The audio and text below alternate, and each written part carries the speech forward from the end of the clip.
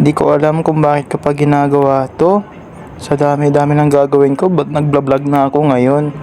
So yan guys, gumising na pala ako ng maaga para i-prepare na yung mga gagawin. Kasi Monday ngayon, 25, alam nyo na kung anong Monday. Ito na pala yung araw na magtatago tayo.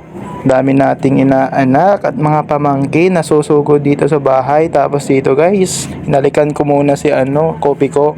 Syempre bago yun, almusal muna tayo. Tinapay tapos kape. Hindi mawawala yan. Hindi kompleto ang araw kapag walang kape. Tapos dito guys, pinalmalaman ko na pala ng Star Margarine. Tapos kape. Grabing sarap nito guys. Tapos dito, gumawa na pala ako ng regalo ko kila Tonton at saka Kian. Brief ko pala to guys. Hindi ko pa kasi nagagamit kaya binalot ko na lang para regalo sa kanila. Tapos dito, nag-ayos na pala ako ng outfit ko habang hinihintay yung mga inaanak ko at saka pamangkin.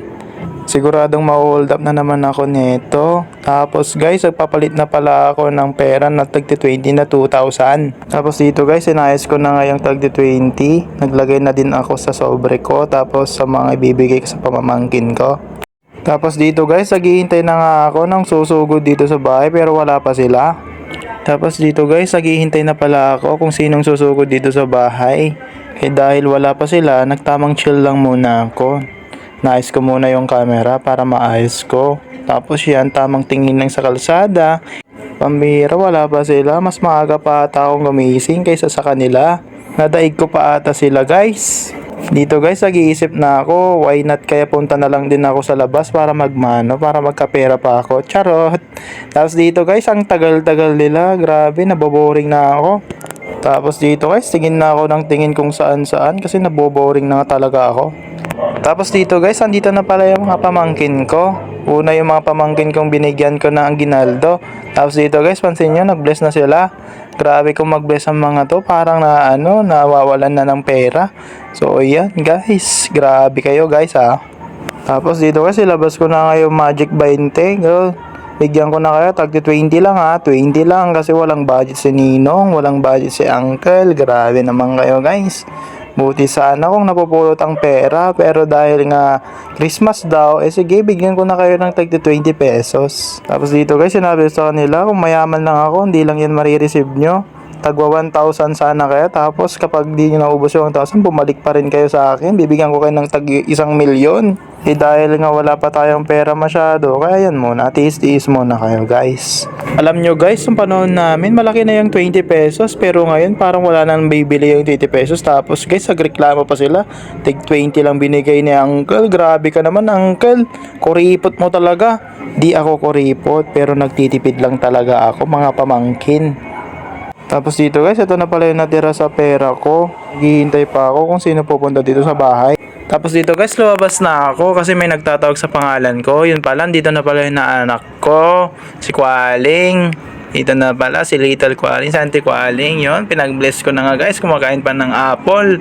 Tapos guys, pa ako tinitignan tong inaanak ko. Yan, inabot ko na yung Kaya kayo, kung may bibi kayo, binyagan nyo na. Tapos kumuha kayo ng 50 na ninong. 50 din na ninang para negosyo. Charot. Tapos dito guys, nabot ko na pala yung regalo kay Kian. Tapos sabi ko sa kanya, yan muna yung aguinaldo ko sa'yo ha. Tapos sabi niya, ano to?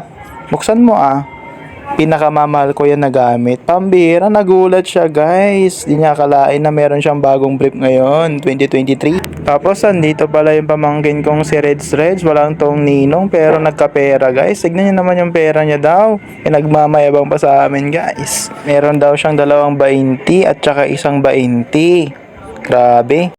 Tapos dito guys, pinagsabihin namin, ibulsa mo na yung pera mo, baka mawala pa, ma-hold up ka pa dyan. Kukunin pa ng kuya mo, kaya bulsa mo na. Tapos dito guys, tamang flex lang ako, tamang ayos lang, tapos pagwapo. Tapos dito guys, nakita ko na naman yung pamangkin ko, sumasayaw. Kaya sabi ko, sige, video ko nga to. Tapos yan, nagpapapansin na guys. Yung bla bla bla bla bla bla bla bla bla bla bla. Pangit ng sayaw nito. Bla bla bla bla bla bla bla bla. Ganun din si Kian. Pambira. Tinitik-tok-tok-tok pala. Tapos dito guys, ito na pala natira sa pera ko. Tapos kanina, nag-Facebook live pala ako para makita nila na namimigay ako. Tapos dito guys, hapon na pala, alas 4 na, wala nang bata. Tapos dito pala, nagkikwentan yung mga kuya at pinsan ko, tatay saka si Lolo Ablong. Tapos dito guys, tamang pagwapo lang ako habang hinihintay yung mga bata, pero wala nang pupunta dito sa compound namin, kaya dito tamang pagwapo lang. Tapos dito guys, tignan nyo, wala nang bata kasi nakakota na daw sila. Nakaraos na naman sa hapong to guys, so hanggang dito lang, bye!